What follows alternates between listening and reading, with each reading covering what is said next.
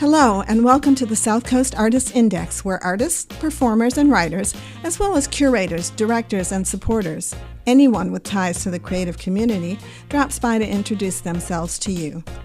We'll talk about their beginnings, their vision, their passion, and so much more. The South Coast Artist Index podcast is brought to you in part by Heavenly Spirits, who invites you to celebrate the art of life and creative communities everywhere. Learn more at heavenlyspirits.com. Hi, this is Ron Fortier with another episode of the In Focus podcast brought to you by the South Coast Artist Index and generously supported by our friends at Heavenly Spirits Importers. As per usual, and as we're approaching 100 podcasts, I think I've pretty much said this on the majority of them. I'll let the guests introduce themselves, and please spell your name, guest. Hi, Ron. It's good to be here. Thanks for asking me. My name is Heather Stivison. The last name is actually very weird. It's S-T-I-V like Victor, I-S-O-N. So everyone says Stivison, but it's Stivison. That's the way it is. That was my first thought. I was going to say, especially with that artificial sweetener, or maybe that's the natural sugar substitute, stevia. Oh, stevia, sure. Yeah, yes. So that yes. people go to that, and it's amazing. I always ask. Yes. Yeah. I always ask because you just never really know when you're going to get. It reminds me of Groucho Marx when he had his show, You Bet Your Life. And he would always try to find something that he could take off from. And one of them was, he had this Mexican gentleman on the show named Pedro Gonzalez. Perfect. And he thought he had something really good there. And he asked him, tell me, Senor, why do you have two last names? They're the same.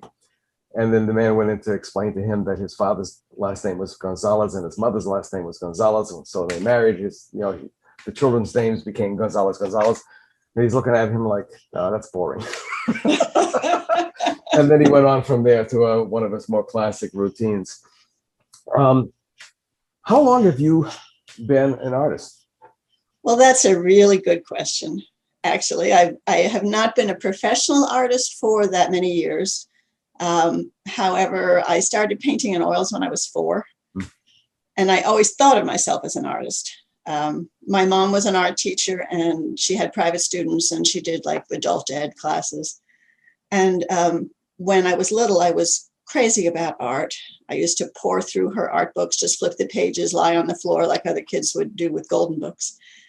And in order to keep me quiet when she had private students, she gave me my own easel, my own little pot of turpentine we used in those days. Yeah, real turpentine, and a canvas, and let me paint. At 4? She was a brave woman. Yes. Yeah. Well, I think things were different then as well. But, she kept a sharp eye on me, and she gave me a lot of warnings. And I was totally in love with it, and actually have a photo of my first art exhibit at age 8, which was a blast. But, life gets in the way. And so I was not a professional working artist for many years. I continued to do art on the side.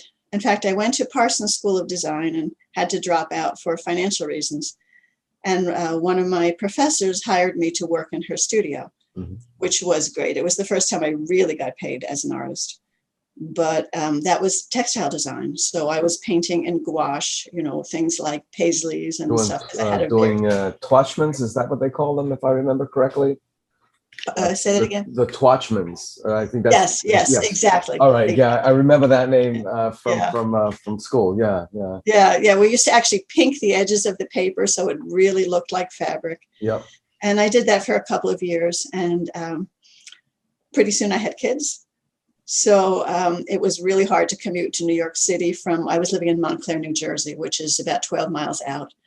And 12 miles and 4 hours away. Traffic. Yeah. There was that panic when my kids were in school that I might not be there to meet the school bus. And I was very lucky my mom would step in and do that for me. But there's that constant panic. I'd be standing on this commuter bus with the portfolio between my legs, holding on for dear life because, the traffic was insane. And so I got a part-time job in a museum, have always loved museums. And before I knew it, I was taking classes in museum studies, taking classes in all kinds of museum work. And I made a career out of my museum work. My last job in the museum was an executive director of the Stickley Museum at Craftsman Farms. And I completely loved those years. There's no doubt. But the higher up I went, the less time I had to do art. And this sort of built up like a pressure cooker. Yeah. I'm sure you know what that feels like, that you need to create. Let me ask you a question, because I thought I was an odd duck until I met a friend of mine that I hadn't seen in about, at that time, it was probably 40 years. And I had missed a couple of the gatherings, as we refer to them, of the BFA class of 75 from SMU. And it was John Drought. He was one of my classmates. And he was saying how life got in the way, so on and so forth. And he said, but I never stopped painting. I said, well, that's great. I mean, I just, I was in advertising and marketing. I came home, I was like brain dead, after putting in like a 70-hour week. And he said, no, I could only paint in my head. So I never stopped painting because I was always painting in my head. And I thought to myself, wow, that's exactly what I would do. Even when I was, a chef, I would be looking at spinach and saying, oh my God, they look like birds if you sit them up this way. And then, you start, composing things. And that's why I think, what was her name? Tracy Charest.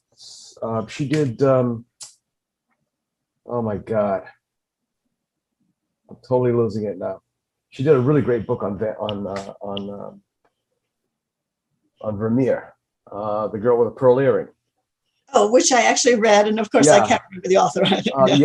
But it's the last name is French. The first name is Tracy, but the first paragraph, the first page is about how Greet, the main character, is cutting vegetables and arranging them by size and color. It was like, God, it really is what makes us different. Absolutely true. I can really identify with what your friend said and what you're saying about the spinach. Absolutely. Yeah. I did occasionally, I would pick up a sketch pad, and I have little pads filled with drawings of my kids, but they're just quick, quick life drawings. But I was doing that all the time. And my kids will talk about it. My husband will talk about it, whether it's the clouds, whether it's what you're chopping up for dinner, even arranging something on the mantelpiece. I would be thinking about the way the light was hitting the side of the vase, things like that, constantly. Yeah. It's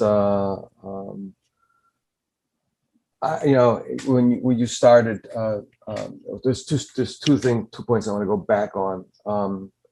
One of them is that I've been noticing more and more as I have this incredible privilege of listening to the stories of so many artists. Is that I'm really, really convinced that exposure becomes experience. A child really never has to do anything or be taught anything or be immersed in anything just by being exposed to it. Because my background, with my mother's uncle, my granduncle, hauling me all around New York City by the hand and taking me to all these galleries and museums, I don't remember what my consciousness was at the time, except for the fact I still can remember, my memories of him and my arm extended because he's holding on to my hand, and the smell of cigar smoke. He constantly had a cigar in his mouth. And but how that affected me. And so many other artists have told me the same thing, where they were just exposed to it. It was just around the house. The parents were artists, but they never pushed it on the kids. It was just there. Absolutely. I completely agree with it. Exposure is everything. When I actually worked in a museum, that was something that we recognized.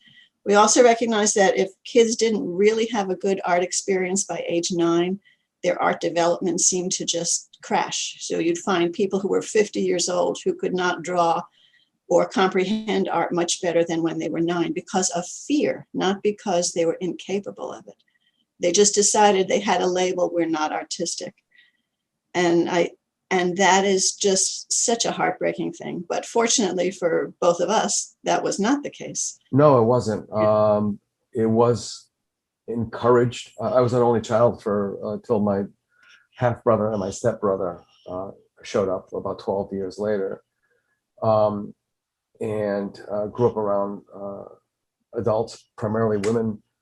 Had an unusual childhood for those days, but that was always my go-to. I could always, it was self-entertaining, that kind of idea.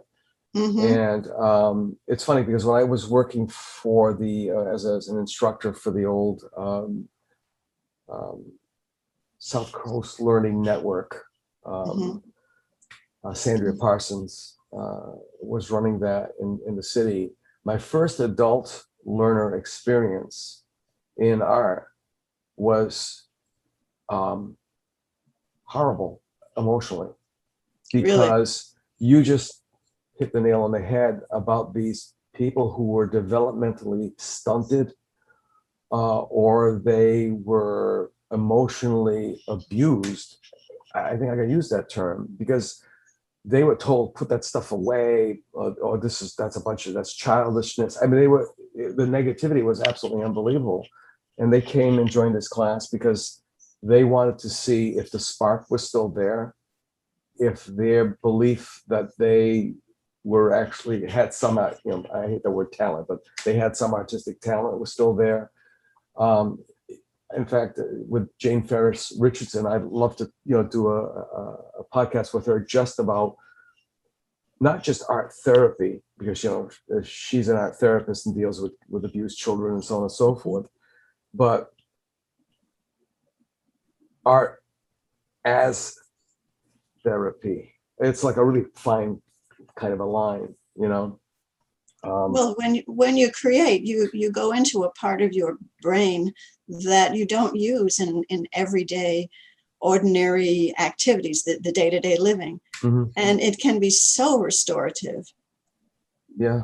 But it also can, you can have high standards for yourself, and you also have that other thing where you vacillate between thinking, oh, this is the best thing I've ever done, and oh, I'll never do it. It'll never work. And that can be stressful in itself. Oh, it is. I mean, and depending on personalities, OCD, Virgo, Yes. all those things, they do tend to get in the way.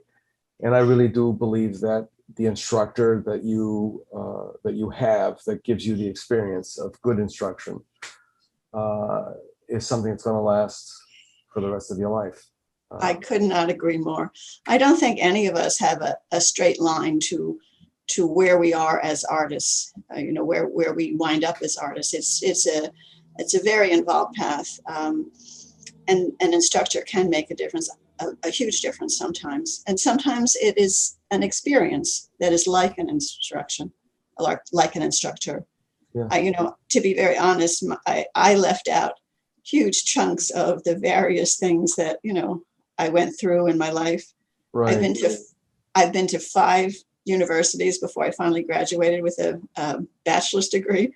Wow. Because of starting and stopping or for financial reasons. And some of them I consider pretty worthless. And some of them, going back to when I was 18 years old, will stay with me forever. A good professor just makes a difference in your life forever. I mean, I don't know the full story, but when you said that your professor at Parsons said, hey, why don't you come work for me? I thought to myself, my God, that was worth well more than paying for an education, and you were getting paid for it. Absolutely, without even if it was a horrible experience, because it was then a great one. Then you would know where all the things are, the places are that you shouldn't go to. That kind of, that's true. Yeah. And then going back, well, I keep trying to go back, and you keep bringing up these excellent points. So I'm going to hold on to that one for just a bit more.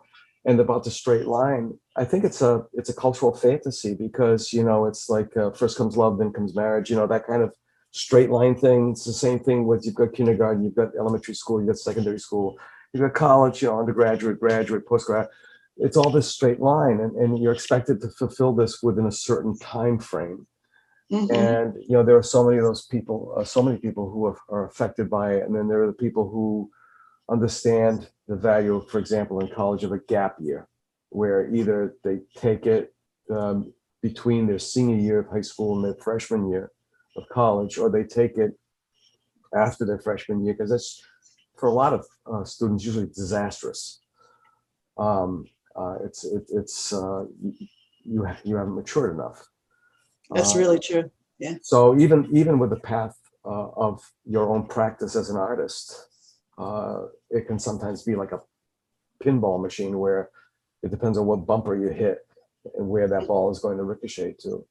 But going back, the late in life, I've been noticing a pattern, a trend of a lot of artists who were not formally trained, which is a whole nother story, because there are people who feel embarrassed about not having formal training, which is a friend of mine is a world-class chef. And he said the diploma stuff is a bunch of crap. I started a school in Tuscany to give them to people who can really cook, he says, without having to go to school, because he says it's ridiculous. The diploma doesn't prove anything. But so many people have found the second, third, fourth, fifth life, and they are so incredibly successful. I interviewed Paul Padula, and I was like kind of shocked. He said, I didn't stop painting until I was, until 2006. He says, I just woke up one morning and said, I got to paint. That is really something. And he started painting. But it had to have been going around in his head without him realizing it. Exactly. Yeah. Not only did he stop painting, but he became almost immediately successful at doing it. Yeah, that's wonderful. So there is no right time. There's only the time, I guess, right? Yeah. Well, go ahead. No. No, I actually went back to school. You know this? I went back to, when we moved up here. Yeah. I saw UMass and I saw RISD. I took about 7 classes at RISD and thought, this is nice. It just isn't the perfect fit for me. And I was encouraged by a professor that I met at a fundraiser to look at UMass Dartmouth. Well, I did look at it and I loved it. I went back. I got a Master's of Fine Art in Painting, and with Thesis of Distinction, which was kind of neat. Those professors had a huge impact on my work. And oddly enough, some of them were almost half my age. Not quite, but close to, Who are they, may I ask? Susie Shearson is, I don't know her actual age, but she's quite a bit younger than I am. Elena Pateva, just amazing, amazing artist. Brian McFarlane.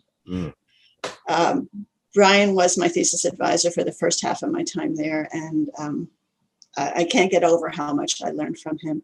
And Anthony Fisher towards the end, who was just delightful and a lot closer to my age too. Yeah, Anthony is a delight. Yeah, he certainly is. Yeah, those four. Yeah. I literally, while I'm painting, I can hear them in the back of my head. And it's interesting because sometimes I'll hear them in the back of my head and I'll say, well, no, Anthony, that's good for you, but this doesn't work for me. But I still hear it and I still think about it. And some of the other things about just being true to who you are that they all spoke about. Because the art of all 4 of those professors is quite different. There's no overlap at all in their work. Yeah. So it was a great experience. And to say, well, I'm dedicating this time to me and my art. And I was barely working for income at that point. And that was a scary moment to say, all right, I'm going to give up any museum consulting and just really dedicate myself to the studio work. It was great. We sort of need that free fall. Absolutely. I'm in a situation now where it's like I'm not getting any younger. I've made a huge change in the way I paint. It was scary as heck for a lot of reasons. And there's this thing that my wife and I discuss about, being sustained by our art, being supported by our art. Sometimes we can't have both. More than likely, we can't. We have to pick one. But then the other thing, the other S word that popped up just this week was significance. So, can you be significantly sustained? Can you be significantly supported? Or can you just be significant? Yeah. Don't And worry those are about quite it. different things. Yeah. Yeah. And that to me is like what we spoke about before about vacillating. Yeah. Because some months I will feel like my work is really significant and I've made it an impact, particularly when I get the response that I'm hoping for. And some months I will feel like, all right, this is really paying all my bills. This is my career. I've done really well. And then for some reason, the next month, the exact opposite happens.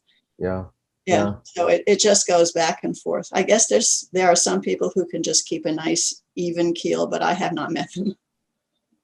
Yeah, it's true. I mean, there are people who do chug along, but you really can't get into their head, so you really never do know what's going on. I have seen, one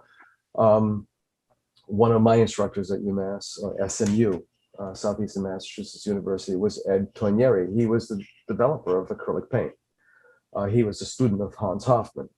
So I'm very blessed to have been in his shadow. Oh, for sure. Of instruction. And he used to say, I've been very, very fortunate in my life, from a guy who got his lip split in a bar fight. He was a clarinetist for the USO during the war. And because of that fight, which he said he was just standing there and somebody smacked him in the face and ruined, ended his musical career because the split in his lip was significant. Yeah. And because of the GI Bill, he went to school for art because he thought, that'd be interesting. And he said, I've had, he was a selling artist in his lifetime, very well known. And he said, but you know what? Nobody really knows my work. Everybody thinks they know me, but they don't know me. There's only 3 people that know my artwork. That's my wife, my daughter, and myself, the real stuff that I do. And is he saying they don't grasp it? No. He had another body of work he never showed anybody. Really? That was the work that sustained him. That's amazing. That's where he felt significant as a person, not as a successful artist and instructor. Yeah. And then I know that Norman Rockwell was beside himself. I mean, he was internationally renowned, and yet he thought himself as a failure because all he ever wanted to be was a painter, and the illustration was to keep the bread on the table. I just saw Wyeth on Amazon, and they actually covered the 3 Wyeths, NC, Andrew, and Jamie. Yeah. And the Andrew was also tortured by the fact, I'm not an illustrator, I'm a painter. Yes. Yeah. Yeah. He had quite an interesting relationship with his father too. Yeah. He was pretty much primed to be, the heir apparent. And then the Helga stuff, when that broke, you can get deep into that. But I think it really was his only release of being a painter, because none of that stuff was ever supposed to be seen or whatever, I mean, he let little bits of it out, but it's quite interesting. So what's next on your horizon? Well, this is just a moment in time. So it's an odd thing to think that whatever I say now this is it. I see this as a stage, of course. Yeah. And it's a really exciting stage for me. I mentioned my mom was a painter and taught. My dad was a research scientist. What was her name? Diana Eigen. But that was in New Jersey, and we're talking about private students and adult ed, the local Y, things like that, not at a university. Right. And my daughter is also a scientist. So my dad was a scientist, and one of my daughters is a scientist. And so I have an affinity for science. It's just, you're talking about being exposed to things, and that's just how they become part of you. And I've become involved in a project called Synergy 2. And it is about the relationship between science and art. And while I'm deeply involved in the project and will be involved in the group exhibition, my thinking about my artwork has changed. And I am partnered with a PhD candidate who's in the MIT HUI oceanography program, joint program. And I have enjoyed every minute of this collaboration. So my paintings, I have a series of paintings that are about water. And to me, it began with just my basic concern about the water on our planet. Although some people just read them as pretty pictures. That's okay with me, because if you find the ocean beautiful, you'll care about it. Exactly. So, I look for something deeper, but if that's what they read in it, it's fine. Now, working with an oceanographer, I am learning about what is in the water that is unseen on a molecular level, not just plankton and things like that, but even finer than that. And so my paintings are reflecting that. And I have a solo exhibit coming up in September at the Cultural Center of Cape Cod, which is going to feature some of those works. And have been digging into water. I've done 2 hand-drawn animations about water. One of them was accepted into an exhibition in Korea, which was a lot of fun. Wow. And during the pandemic, I certainly couldn't go, but because it was an animation, I could just send the digital file. Exactly.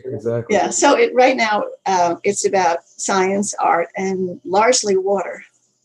Although I have a completely separate body of work about feminism, so I vacillate back and forth between the two. Those are my 2 big areas. But they're actually kind of connected.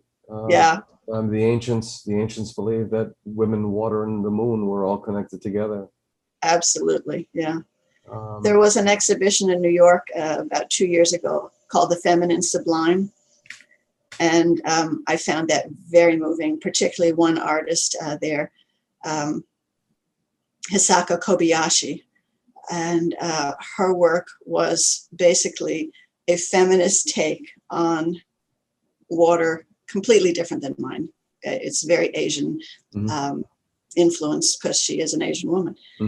But I found that her idea, it wasn't just that that water was something that was womb-centric. It was that water really is the essence of life.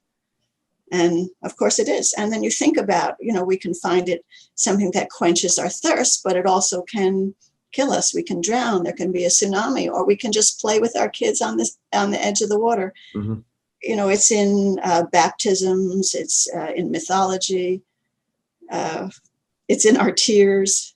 It's everything. It is. So I'm really, really enjoying this phase of exploring the subject matter and the style of presenting it. Yeah, it does sound exciting. Something so, quote unquote, simple is so profound. Yeah. One of the things that I questioned when I was painting it was, how does our brain recognize that it is water? Because it's clear, so it has no color. And so what we see when we look at it are the reflections. So how can I sort of reduce that idea and still have people accept that this image is derived from water? I talk about that when we look at the ocean, we see the mirrors of the sky above or whatever else is above it, or we see windows down into what is below, but we're not actually seeing the water. And yet we comprehend it as water because of the visual cues. So the paintings are playing with those visual cues. Yeah, I think sometimes that we get a better understanding of water in tidal pools because they're microcosms. They are, yeah. And there's a tradition in my family. I don't think I got that gene, but it's a seafaring family, and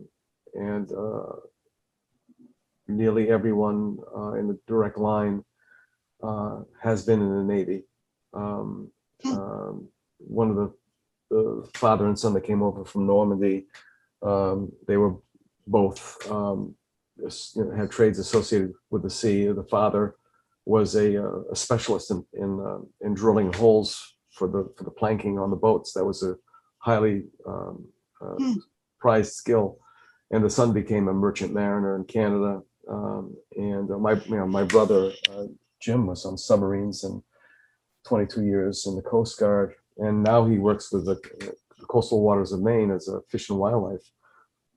And so his love for the ocean. He was watching Perfect Storm, I remember, and I asked him. I said, how authentic was that? And he said it was absolutely spot on, except for one scene where the fishing boat's booms were down in the middle of that storm. He said that nobody would have done that, even an idiot. He said, but one of the things I did discover, he said, watching that movie was, I must be crazy, because the more it blows out there, the more I feel alive, the more connected I am. And I found that kind of profound for my little brother. So there is this thing, There, I'm not a sailor, but I have gone out on boats. My husband was learning to sail, and we've been on boats, and my daughter also crewed on the Clearwater up and down the Hudson for a while. And that was Pete Seeger. Yeah, right. Yeah, exactly. But the feeling of the wind on your face when you're on the ocean there's just nothing like it. There's nothing more exhilarating. I don't think that comes through in my artwork, but the feeling of that, the spray on your face and the activity of the boat it just feels wonderful. One of my early experiences on the water was the summer after high school. I was one of those millions of kids who backpacked across Europe. Oh, wow, lucky you. In those days, yeah. So, I had saved my babysitting money, and I used to sell things, and I went off. And I flew to Iceland, and then I got on a steamer from Iceland, and it went along the Arctic Circle, came down the eastern coast of Scotland, and by myself, which was kind of... What an adventure. Yeah, it was kind of amazing now that I look back, and I don't think I would have let my girls do it. But I did, and I can remember standing on the deck of the ship, and it was a steamer, but it was relatively small. I mean, you knew all the passengers. The feeling of the ocean rocking the boat and watching the sunset over the water, and there's just that salt air feeling. I can see what you were just talking about, and I can remember that, though I hadn't made the connection till you said this just now.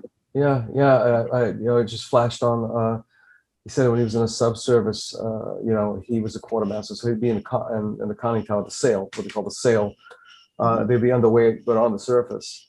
And then he had to take celestial observations and such like that. But then to see dolphins racing alongside the sub on both sides and jumping over the bow planes. Yes. Yeah. Takes your breath away. It does. It absolutely does. Yeah. We've seen that in Florida, and it's just a wonderful feeling. And they just look so incredibly free. Yeah. They do. And scarily intelligent. That's for sure. So the what else occupies your time? What else would you like people to know about you? I would like to mention the South Coast Artists very much. I'm the president of the South Coast Artists, and which, by the way, this won't be aired in time. It might be. It might come along just in time for the August version. So you're talking about the studio tour. Exactly. Yeah, I actually just wanted to thank them because there are over 150 artists there in the organization, and only 75 are on the tour. So it's not just about the tour. They are an amazingly supportive group of artists and people that you can call on. And when I came up to Massachusetts, not knowing anyone up here, like zero, leaving a community where I knew everyone. I couldn't go on a street corner and not run into people that I knew. It was the South Coast artists who befriended me and welcomed me. And so I just wanted to give a shout out to them now. And the fact that I got to be president and makes me really happy. They're just a wonderful group. Yeah. As far as about my work, I really don't know what else to say. I'm not much of a bragger, so. No, it's not bragging. It's more of a magical mystery tour at worst. To let us know what's in your head. Where you've been, what you're doing, where you're going, that kind of thing. Yeah. Well, I also would want to add that this is something that I've taken this strange route to. When my husband and I were first dating and planning to get married, he was going to be a writer and I was going to be a painter. And he decided he would get a trucker's license. He went to truck driving school, even though, he was a Wesleyan guy and, not your typical truck driver. Yeah. We had planned to drive across the country and I was going to explore our country, and life drawing was my thing at that time. I was going to paint all the unique people we met and he was going to write about our experiences.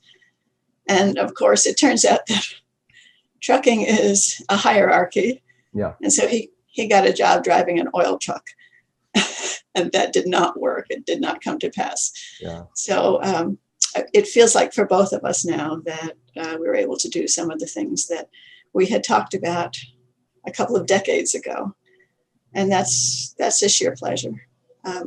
I also want to say my studio is in my home. It's the third floor of my house. Mm-hmm. So while I do welcome studio visits, you do have to let me know. You can't just walk up and ring the doorbell. Yeah. And I have a contact form on my website and I'm on all the social media things. And I love having people come, but I do like to know. Well, when they do appear, with an appointment at your studio, what is the one thing that drove them to contact you, and why do they want to see your work? It's an interesting thing. It has never been the same with any of the people who have contacted me. I do have some odd experimental things that I do. I've exhibited a giant knitted whale jaw that is 5 feet by 4 feet. It was just my response to coming to New Bedford. Yeah, truly. Yeah, you got the rest of the whale to knit. Yeah, that would be cool. Nobody's ever done that.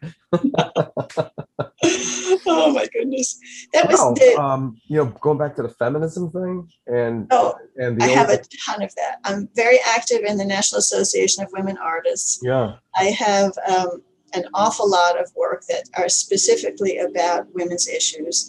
I was very active in the celebration of the 100th anniversary of the 19th Amendment.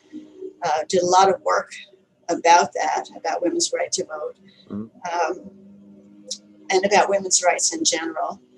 And I've actually had some pieces all over the country about women's issues. And when I say women's issues, there's no anger in that. I recall the 60s and 70s, there was a certain anger. I don't feel a sense of anger. I just feel a sense of this is what it has to be. Women need to be listened to. They need to be heard. They need to be whole human beings, accepted as that. It's not a hostile thing. No. But it is something that I will not give up on. I just feel like there's no excuse for having inequality. There's just no excuse. No, there isn't. In any area, but because I am a woman, it's the women's issues that bother me. I grew up with unbeknownst to me, a feminista. My mother separated from my dad before I was a year old, but she's always been, by standards, an odd duck, and that's one of them. And then having one of the reasons why, she was born here, but one of the reasons why she never wanted to return to Portugal was because of the macho, culture there. and very, very like 100 years behind, even at best, what we had here in this country. And I remember seeing vestiges of it as a child with the newly arrived, where there was that old Alka-Seltzer commercial where the woman standing there dutifully with her serviette over her arm, almost like a waiter. And her husband's seated at the table, and he goes, "My, that's a species spicy meatball, all right."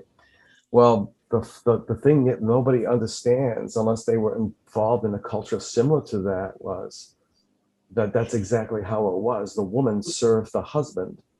He ate alone in a room, and Mm-hmm. only she was there to serve him. And then when he was finished, then she and the children were allowed to enter the room, and they would eat together, but not with him.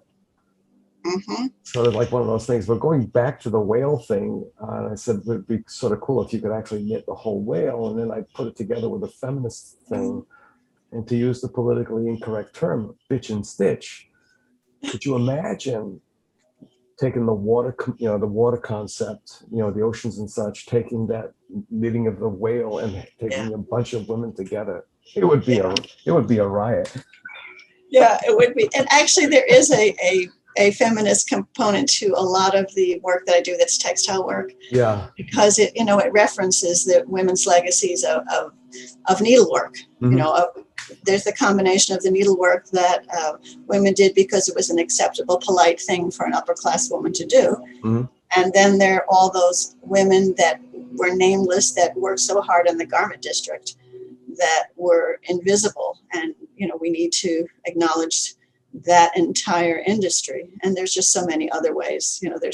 There's a book called The Subversive Stitch that is about that, and that is referenced in my work. Yeah. I do want to mention one particular work that was on exhibit in Colorado on that topic, and it was an American flag that I had painted just in neutral tones.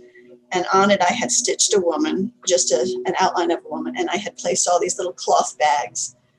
And it was about the second 100 years after, the next 100 years after the passing of the 19th Amendment. And it was called Chapter 2, The Weight. And it had a double meaning that some people got and some people didn't, because there's the weight, the bags around were the things that the women still carry. Mm-hmm. But it was also the weight, as in we were waiting for this change. And there was a poem that I put on it as well. And I wrote it in ink instead of doing the classic little sampler thing, right? Because I wanted to change from there, so that it had all those elements intertwined. Yeah. There's just so much history-wise. The trade-off between the 19th Amendment and the Prohibition. We think things are insane now, that all this gerrymandering, all this, status quo, and it's always been in this country. The 19th Amendment, Prohibition would have never happened without the 19th. It was a trade-off. You can have one. If you give us this one, you can get that one. Yeah, the history is very complicated. It is. One of my side jobs, besides doing a little museum consulting, I also do research.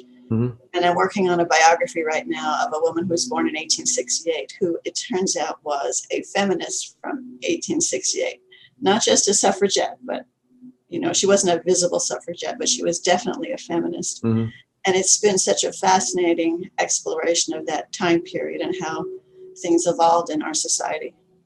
It's interesting to note that a woman of means, the upper class, with that personality, or that inclination, as they would say, would be tolerated to a point. But a woman of the lower class with those inclinations would be mocked or put in their place. Mm-hmm. And then there was that unspeakable thing where, using, again, the politically incorrect term, women in comfortable shoes. Where she must be a so there's these odd things, and now your artwork,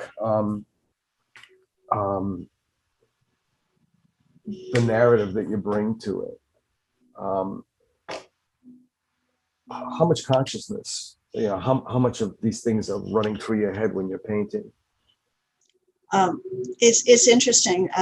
Some works start entirely from the concept, as in a message, Mm-hmm. and sometimes those are successful. And other works, sometimes it is just the way the light plays on something. Mm-hmm. I've got to think about that. It works best when you've got both. But I do work both ways. I'm an endless reader. I'm constantly reading stuff, and that also filters into my work. Yeah. With your subjective work, are you ever shocked that without knowing a title or reading the title, if you have one next to the work, that people totally get what it was you were doing? Sometimes, yes. Yeah. Most of the time, I expect they won't get it. And when they do, it is just such a wonderful, rewarding feeling. And you feel like you have hit them in a part of their brain that is not touched by words. It's something beyond that. Right. And that feels so satisfying. It's almost, how could they possibly know this? That jaw drop moment. I had that happen in Chicago. The gallery was next to what was called K-Town, Koreatown. Mm-hmm. And there was a whole bunch of young Asian women that came in to the gallery, and they were looking at the work. And their take on my work was so totally different from everybody else. Everybody else was kind of, pedestrian and even the more educated type. But they felt this zenness in my work, which I found kind of astounding, because I was one of my instructors at SMU. Pretty much, use the term, lit me up on Zen and Zen Buddhism. And then they prepared to tell, I was telling them, like, I paint without feeling, cold-bloodedly, and my objective at that time was to paint nothingness, because that's the highest attribute of an abstract painter, is to paint nothing. There's no reference, no visual reference. And they told me no. And they went and told me how I felt on each of my paintings, and it was like, it's like these people are like spying on me. It's really kind of crazy. So that kind of a that kind of a reaction. I had that, not exactly like that, but I had a similar thing with one of my really large paintings. I have this 96-inch wide painting that I can't fit up into my studio. Right. Yeah. And it is sort of water-based, like some of the others we were talking about. And many people look at it and they'll say, "Oh, it's sort of Monet-like." And, if that's what they get out of it and they appreciate water, it's okay with me, but that's not at all what it was about. Yeah. And in fact, it's a feminist piece. It was done entirely without brushes. It was done with objects that are associated with domesticity. Mm-hmm. So I used, kitchen towels and the bag that you get onions in, and forks and, things like that to actually paint the piece. Yeah. And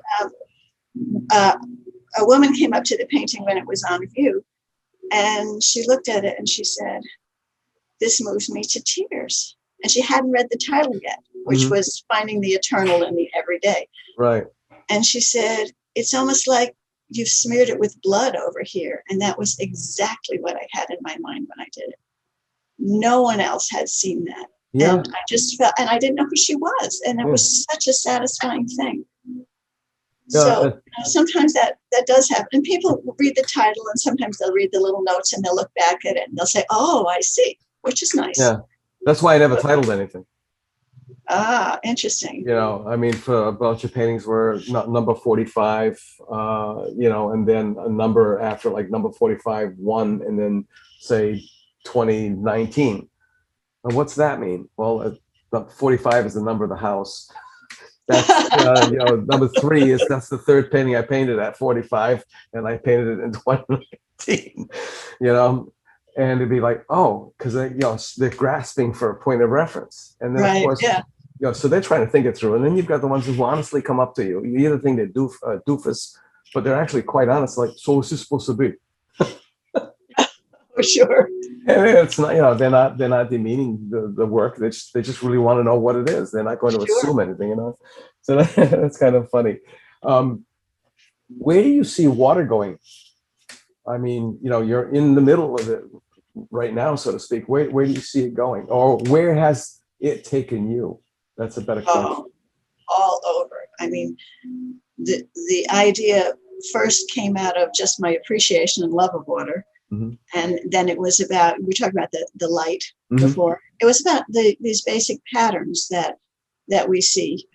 I started looking more at Northwest Coast Native American interpretations of water. Mm-hmm. Even thought I would use some of that as inspiration, but decided it wasn't appropriate. I had not experienced what they had experienced, so it was not authentic. Authentic, yeah, it was not authentic, but it was enlightening regardless.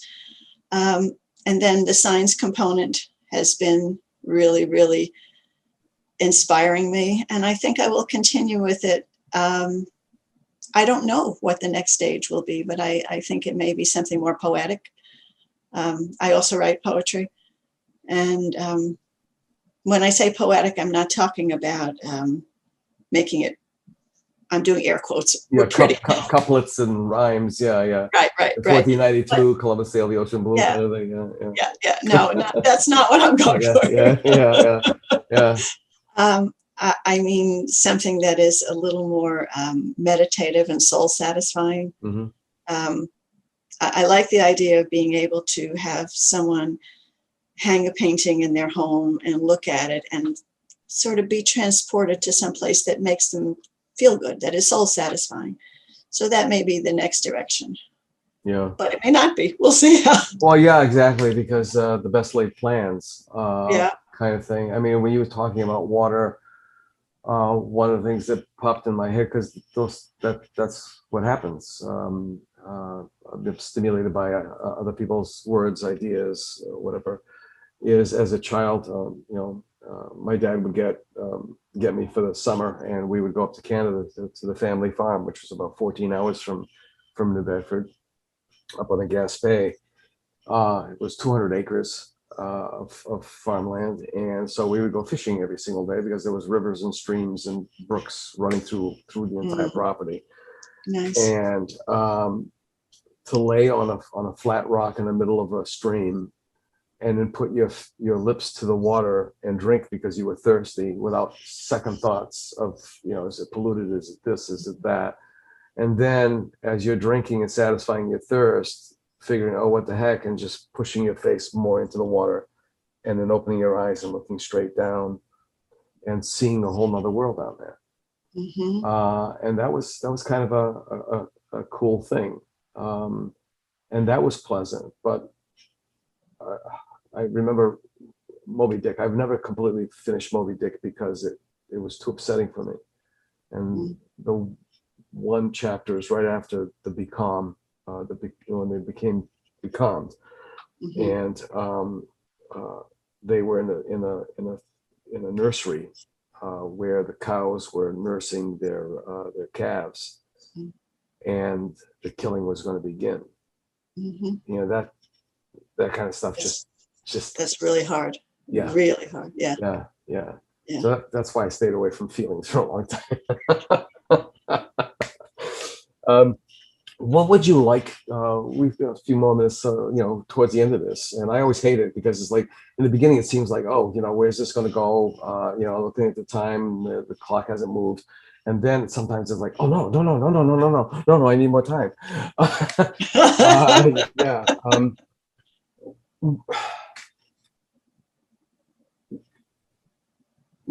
Having one of your pieces of work up in the museum gallery where you're not around because it was shipped in for an exhibit or whatever.